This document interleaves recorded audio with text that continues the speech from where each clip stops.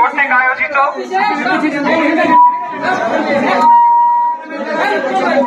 পিটুতে হাত দেওয়া ধর।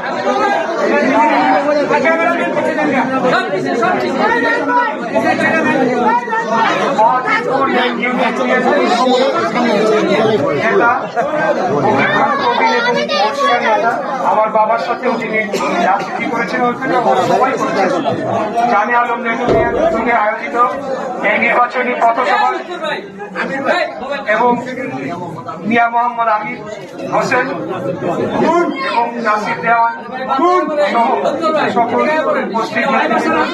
আসলে এখানে নাম বলার কিছু নাই, আপনারা তো সকলেই বলি, আমরা একে অপরের অনেকটা বলা যায় পরিবারের সদস্যই এখন হয়ে গিয়েছি আমরা, তাই না? একসাথে আমরা আন্দোলন সংগ্রাম করেছি, একসাথে আমরা জেল জুলুম কেটেছি এবং নানা ধরনের নির্যাতন আমরা মোকাবেলা করেছি বিগত 17 বছর। কিসের জন্য?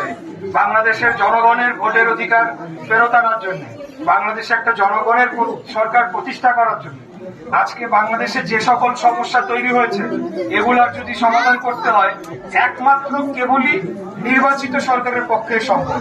একটা নির্বাচিত সরকারেরই এবং একটা নির্বাচিত সংসদেরই সেই ক্ষমতা এবং সেই আপনার কি বলে একটা জনগণের ম্যান্ডেট রয়েছে যে আমাদের এখন বাংলাদেশকে নতুন ভাবে গড়ার জন্য যে ধরনের আমাদের উদ্যোগ নেওয়া দরকার একটা নির্বাচিত সরকারই কেবল পারে।